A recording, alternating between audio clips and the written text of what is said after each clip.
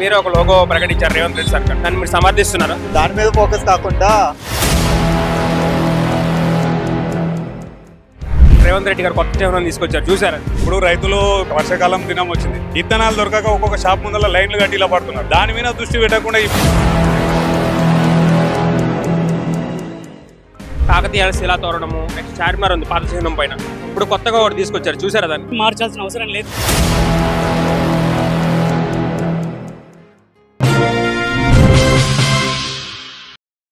అన్న నమస్తే. అన్న నమస్తే. మీ పేరు? మున్నా. అన్నమ్మ, ఇప్పుడు మనకి తెలంగాణ లోగో ఏదైతే ఉందో చార్మినార్ కానీ కాకతీయుల కళాతోరణం కానీ తెలంగాణ వారసత్వ సంపదకు చిహ్నం అయినా దాన్ని తీసేసి వేరే ఒక లోగో ప్రకటించారు రేవంత్ రెడ్డి సర్కార్, దాన్ని మీరు సమర్థిస్తున్నారా? ఓకే, లోగో అయితే బాగుంది, బట్ దాని మీద ఫోకస్ కాకుండా మామూలుగా ప్రజెంట్ జరిగే సిచ్యువేషన్ మీద ఫోకస్ చేస్తే ఇంకా బెస్ట్. అంటే ఇప్పుడు టిఎస్ నుంచి టీజీ కూడా మార్చారు నెంబర్ ప్లేట్. అదే దాని మీద కాకుండా మామూలుగా వేరే వాటిల్లో ఫోకస్ చేస్తే బాగుంటుంది కదా గవర్నమెంట్. ఈ చిహ్నాలు మామూలుగా ఇవన్నీ చేంజ్ చేస్తే ఏం రాదు. ఎలాంటి మార్పు కావాలనుకుంటున్నారు? కేసీఆర్ ప్రభుత్వం బాగుంది, అంతా హైదరాబాద్ చూస్తున్నారు కదా, సో బాగుంది డెవలప్మెంట్ అంతా. ఆంధ్ర మాది బాగుంది. నమస్కారం అండి. నమస్తే. నమస్తే, చెప్పండి. పేరు సార్? లక్ష్మణ్. లక్ష్మణ్ గారు, ఇప్పుడు మనకి తెలంగాణ చిహ్నం ఉంది కదా, దాన్ని తీసేసి కాకతీయ కళాతోరణం నెక్స్ట్ చార్మినార్ ఉన్న చిహ్నాన్ని తీసేసి ఇప్పుడు రేవంత్ రెడ్డి గారు కొత్త చిహ్నం తీసుకొచ్చారు, చూసారా? చూసాం. ఎట్లుంది, బాగుందా? లేదు సార్, పాతదే కావాలనుకుంటున్నాను. అదే కావాలనుకుంటున్నారు. ఓకే, మరి ఇప్పుడు మన వాహనాల నెంబర్ల ప్లేట్లు కూడా మారుస్తున్నారు కదా, దానిపైన ఏమంటారు? అది కూడా పాతదే కావాలి. టీఎస్ అనే కావాలి, టీజీ వద్దు. ఓకే, మరి ఏమనుకుంటున్నారు దాంట్లో మార్చడానికి? ఏమనుకుంటున్నారు మీరు? మేమేమనుకుంటాం సార్, ప్రభుత్వం ఏం చేయాలనుకుంటే అది చేస్తుంది. మాకైతే పాతదే బాగుంది అనిపిస్తుంది. అదే పాతే బాగుంది. ఇప్పుడు చార్మినార్ అని కనిపించకూడదు. ఇప్పుడు పుట్టిపోయే పిల్లలకు హైదరాబాద్ ఎట్లుందో కూడా తెలియదు. ఇప్పుడు అది ఉందనుకో, ఒకప్పుడు ఇట్లున్నదని అనేది తెలుస్తుంది. ఇప్పుడు అది మారిస్తే ఏం తెలుస్తుంది చెప్పు? పాతగా హైదరాబాద్ ఇట్లున్నదని కూడా తెలియదు. అంటే అది రాచరికం సింబల్, రాజులకు సంబంధించింది. కాకతీయులు కానీ చార్మినార్ కానీ రాజులకు సంబంధించి, అట్లా కాదు ప్రజలకు అనుగుణంగా ఉండాలని చెప్పి ఇలా డిజైన్ చేసామంటారు. ఏదేమైనా పాతది కూడా ఉండాలి సార్, పాతది కూడా ఉండాలి.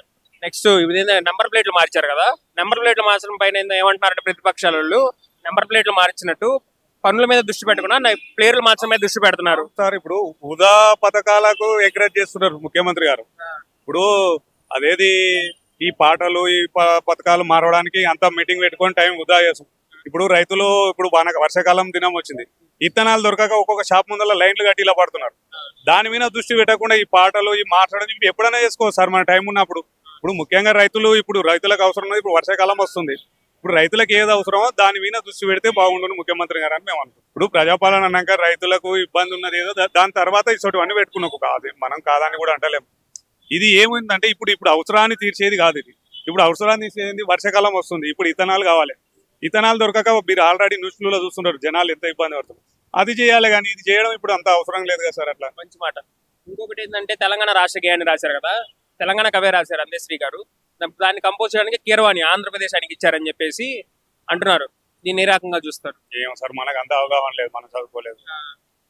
అంటే కీరవాణి ఆంధ్ర ఆయన కంపోజ్ చేయడానికి ఆయనకి ఇచ్చారు, తెలంగాణ భావం ఉన్న మ్యూజిక్ డైరెక్టర్ దొరకలేదా మీకు అంటారు?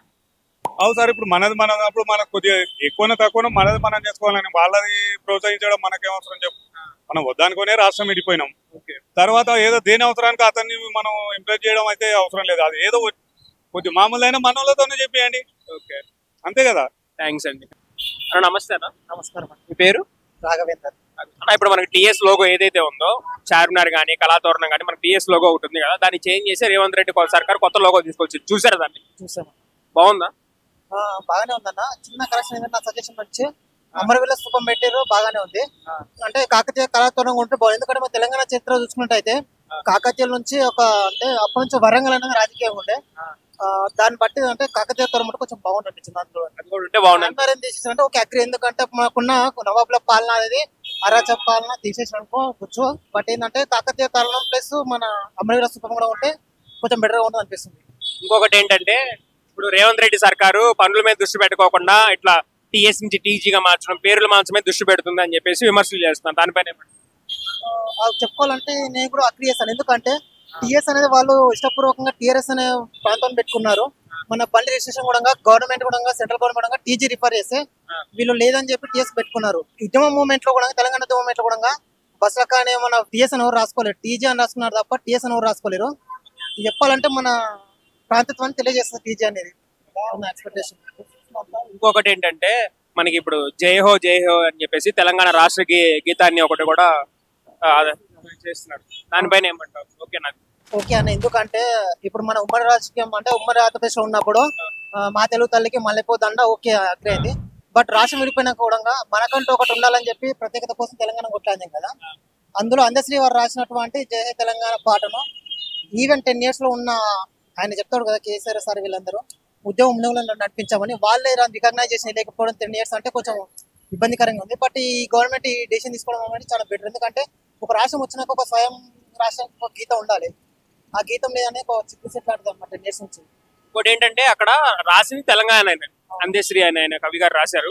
నెక్స్ట్ దాన్ని ఇప్పుడు కంపోజ్ చేసి కీరవాణి గారు, అంటే ఆయన ఒక ఆంధ్ర పర్సన్, అంటే తెలంగాణ భావాన్ని కాదని ఆంధ్ర వాళ్ళకి ఇవ్వడాన్ని ఏమంటారు? ఇలా ఇందులో అయితే చెప్పుకోదగ్గ విషయం అన్న నైపుణ్యం అన్న. ఎందుకంటే ఆ సాంగ్ తగ్గట్టు న్యాయం చేస్తారు కీరవాణి గారు. ఎందుకంటే ఇందులో తెలంగాణ ఆంధ్ర, ఎందుకంటే ఆయన ప్రొఫెషన్ వృత్తిగా మ్యూజిక్ కాబట్టి ఆ సంగీతాన్ని బాగా అందిస్తారని మేము కూడా ఆశీర్వదిస్తున్నాం. సంగీతం అనేది అందరికి ఈక్వల్ అని అనిపిస్తుంది. పార్టీ రంగు ఏది లేదైతే లేదు, ఎందుకంటే సంగీతం అనేది సరస్వతి మాత కాబట్టి ఇందులో కొట్టడానికి కలిసి ఉంటుంది. తెలంగాణ రాసిన పాటలు ఓకే అది, బట్ సంగీతం అనేది సరస్వతి మాత కాబట్టి గౌరవించాలి. సార్ నమస్తే అండి, చెప్పండి.